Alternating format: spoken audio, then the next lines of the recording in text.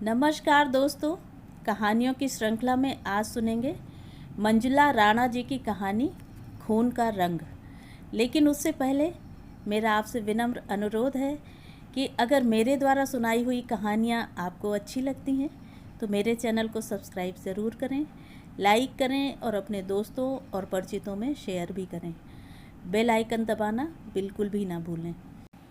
आज सुनिए खून का रंग। अरे सुखनी, तू अब उतनी खूबसूरत ना रही रे।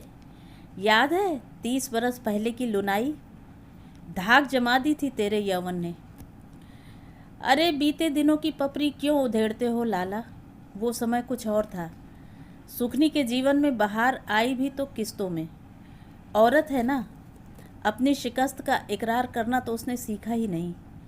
दर दर की ठोकरें खाकर भी उसका दर्प भरा चेहरा जैसे सारे पापों को ठेंगा दिखाकर आगे बढ़ रहा था। भारत पाकिस्तान विभाजन के साथ ही सुखनी के जीवन में भी दर्रें आनी शुरू हो गई थी। देश क्या बटा, उसके जिस्म के भी टुकड़े टुकड़े हो गए। अपनी सारी दास्तान सुनाकर जिस पुरुषनुमा दैत्य ने उसे सहारा दिया, उसी से जिस्मानी नाता जोड़ लिया। यूं तो वह भले घर की पर्दा नशीं लड़की थी। पाकिस्तान के अच्छे जमींदारों में उनकी गिनती थी। मर्द का साथ तो दूर, साय से भी उसे परहेज था। पर समय बड़ा बेदर्द है। रिफ्यूजी खाने की यातनाओं से तो अच्छा ही था किसी पुरुष के साथ जिंदगी गुजार देना। इस तरह उसने भी कनवा के साथ अपनी गृहस्थी शुरू की। उसे तो बस जिस्म की भूख थी। देखते ही देखते 10 बच्चों की माँ सुखनी एक मशीन बनकर रह गई। अंदर से आज भी उसकी आत्मा अपना पुश्तैनी काम नहीं करना चाहती, पर कनवा के आगे उसकी एक न चली और सुखनी ने भंगी दरवाजे के सारे मोह अपना लिए। बड़े बड़े घरों की कच्ची टट्टियाँ अब फ्लस में तब्दील हो गई थीं। मुंह पर कपड़ा बांधे आंसुओं के सैलाब से वह घर घर जाती, झाड़ू करके फिर कनवा के इर्द गिर्द सिमट कर रह जाती। ब्राह्मणों के घर तो उसका घूर कर देखना भी मना था। बस चौक के बाहर भर की धूप उसके हिस्से आ गई। कभी सोचती, क्या उनकी चमड़ी किसी और कारखाने में बनी है? समाज के सामने यह बात कह तो ना पाती, पर एक दिन उसका आक्रोश तिवारी जी की पत्नी के सामने फूट पड़ा। बीबी जी, प्यास लगी है, पानी पिला दो। इतना सुनते ही तिवारिन का गुस्सा 7वें आसमान चढ़ गया। नीच जात की यह हिम्मत ब्राह्मणों के मुंह लगती है। अरे गली के मोड़ पर हैंडपंप से क्यों नहीं पी लेती, जो तुम लोगों के जाति का है। सुखनी को काटो तो खून नहीं। अरे बीबी, भूख प्यास तो बराबर होती है, क्या इसमें भी जाति देखी जाए? खैर, समय की रफ्तार। यूं तो तिवारी जी कमिश्नर साहब के स्टेनो हैं, खूब रोब दाब था, पर पत्नी के सामने एक न चली। 2 बच्चों के बाप होकर भी दुबक कर रह जाते। बेचारी सुखनी उनकी दशा देखती और मन ही मन सोचती, इससे तो अच्छा अपना कनवा ही है। सारे समाज में न सही, पर अपने घर का तो शेर है। 10 बच्चों के बीच उसकी एक दहाड़ सारे घर को कपा सकती है, और यही मर्दानगी उसे सहारा देती रही। एक दिन कनस्तर उठाए वह गली की सफाई करके लौट रही थी, तो देखती क्या है, तिवारिन को एक नौजवान स्कूटर से टक्कर मार कर चला गया। बस आपा खो बैठी सुखनी। झाड़ू एक और फेंक झपट कर स्कूटर वाले की गर्दन पकड़ घसीटती चली गई। अरे निर्मोहे, हमारी मालकिन को गिरा दिया। ऐसी ऊंची जात की लक्ष्मी ने तेरा क्या बिगाड़ा था? तुरंत अपनी मालकिन को रिक्शे में डालकर मोहल्ले के बड़े डॉक्टर गुप्ता के पास ले गई। डॉक्टर बाबू, हमारी बीबी को बचा लो, मुँह जोर से टक्कर मार गया। इन्हें तो होश ही नहीं, नाड़ी भी कम घूमती है। सुखनी कभी पैर दबाती तो कभी सिर सहलाकर जान फूंकने की कोशिश करती। डॉक्टर ने भी अनेक प्रयत्न किए, फिर कृत्रिम श्वास देने की तैयारी शुरू हो गई। लगता है गहरी गुम चोट है। आप इनकी कौन है? पूछने पर सुखनी ने अपना परिचय देना शुरू किया। डॉक्टर बाबू, हम इनकी भंगिन हैं, टट्टी धोती हैं इनकी। होश में तो हमारे साय से भी इन्हें नफरत है। इनके गीले पत्थर पर हम पैर नहीं रखते। पर बाबू, हैं ये हमारा नसीब।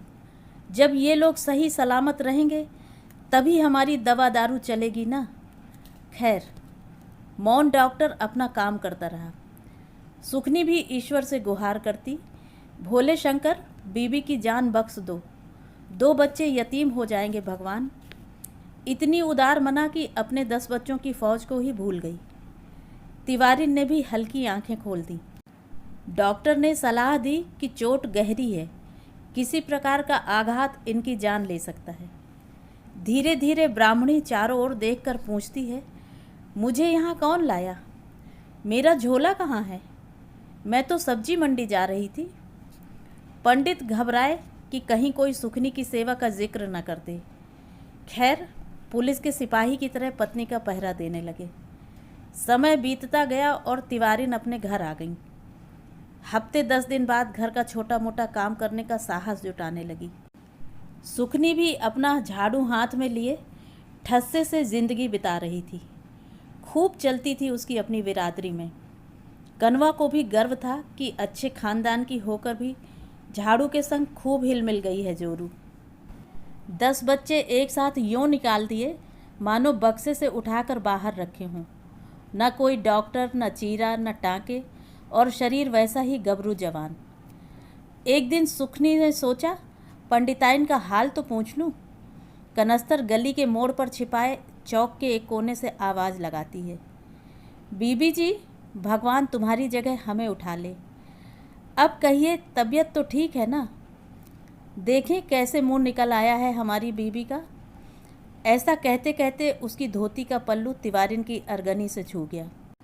अरे कमबख्त, मैं 10 दिन बिस्तर पर क्या पड़ी रही? तू अपनी औकात ही भूल गई। ब्राह्मणों के कपड़े छूने लगी। करम जली, परे हट। अचानक बला की शक्ति पंडिताइन में आ गई। एक मुक्का उसके सीने में जड़कर उसे चौक से नीचे फेंक दिया। उसका सिर पत्थर से लगा और खून की तेज धार सड़क पर बिखर गई। सुखनी खून का रंग देखती गई, ये भी तो लाल रंग का ही है, और बुक्का फाड़कर रोने लगी। अरे ऊंची जात की पतोहू, हम तो रब के मारे लोग हैं, तुम्हारा पाखाना उठाकर जी रहे हैं। पर उस दिन तेरी पंडिताई धरी की धरी रह जाती अगर मुंह में मुंह मिलाकर सांस न दिलाती। जो काम डॉक्टर की मशीन न कर सकी वो इस मेहतरानी के शरीर ने कर दिखाया। तिवारिन का खून पानी हो गया। सारी भीड़ थू थू करके आगे बढ़ गई।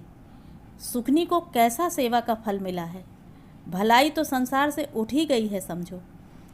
एक सदमा सहकर तिवारिन सीधे भंगी दरवाजे की ओर मुड़ी, जहां कनवा अपनी सुखनी का सिर सहला रहा था और बच्चे कतार बांधे टकटकी लगाए माँ को निहार रहे थे। सहसा पंडिताइन को अपनी देहरी के अंदर पाकर सब सहम गए, पर वह तो सीधे घुसती ही गई और जोर से सुखनी को छाती में भींच लिया। मुझे माफ़ कर दे लाड़ो, मैं तो तेरी जात ही देखती रही। तेरे अंदर बसा एक पवित्र इंसान तो मुझसे देखा ही नहीं गया। तो ये थी कहानी। कहानी आपको कैसी लगी? कमेंट करके ज़रूर बताएं।